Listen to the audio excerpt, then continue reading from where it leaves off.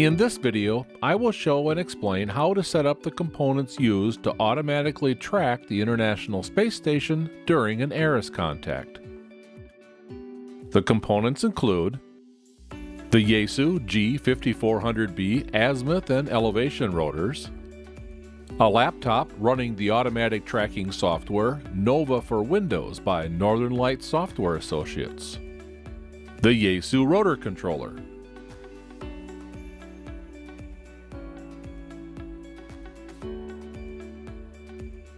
a computer interface made by n9cha, the Easy Rotor Controller, or ERC, and a USB cable Type A to Type B.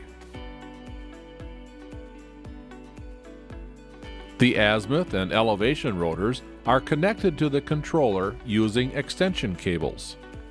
Each cable is 50 feet long, and there are 8 of them, 4 for the azimuth rotor and 4 for the elevation rotor. The cables have terminal blocks mounted on one end. The yellow cables are for the elevation rotor, and the red cables are for the azimuth rotor. This 8-conductor terminal block is fastened using ring terminals on one end. The other end of the cable uses fork terminals. Notice the fork terminal end has 2 colored tape indicators. I've done this to remind myself which end of the cable has the fork type terminals for easier disassembly and assembly. Taking a closer look, you can see 8 wires: black, brown, red, orange, yellow, green, blue, and white. The black and white wires are heavier gauge and are not used to control the rotors, but instead provide DC current for the mass-mounted preamps. In the field, all that is needed is to pair up the cables and attach each of the 8 conductors.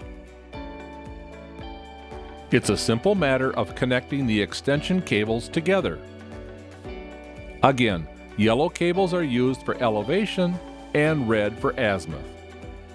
The rotor controller has pre-attached cables and terminal blocks. I've put color-coded tape on each cable. The rotors have fork terminals attached to their control cables. The rotor controller has a red power switch which, when turned on, is in the down position. There are manual controls for turning the azimuth rotor. The left control makes the azimuth rotor turn counterclockwise, and the right control turns the azimuth rotor clockwise. There are also manual controls for the elevation rotor. The up control raises the antenna from its 0-degree horizontal position, and the down control lowers the antenna back to 0 degrees elevation. Notice the elevation meter. It indicates 0 degrees, 90 degrees, and 180 degrees. Why? Because, as you can see here, the azimuth rotor can be rotated from south through north and back to south, but not through south. The azimuth rotor will stop. Turning through north works fine if the ISS tracks over us to the north, but what happens if it takes a southern track? To accommodate this path, the antennas are flipped, and east becomes west, and north becomes south. Cool, huh? So that's why the elevation meter continues past 90 degrees, or straight up, to 180 degrees horizontal. The back of the controller has all of the connections. The azimuth and elevation control cables are attached using these terminals. The black and white wires are terminated using Anderson power poles, which supply power to the preamps mounted on the antenna masts.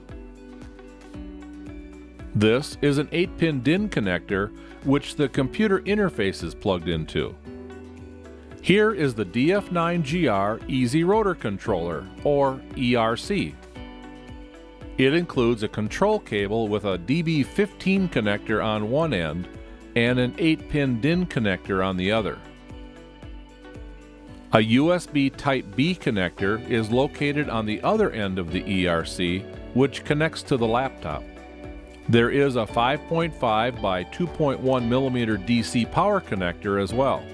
However, it is not used in my configuration because the rotor controller or the laptop provides the necessary power. On the right side of the laptop are the USB connections. I've put a tag next to the port used for the ERC. Simply plug the ERC cable into this port and the tracking software will recognize it as COM8. That's it for this video. The rotors, rotor controller, controller interface, and laptop are all connected. We'll review the operation of the tracking software in another video. Thanks for watching.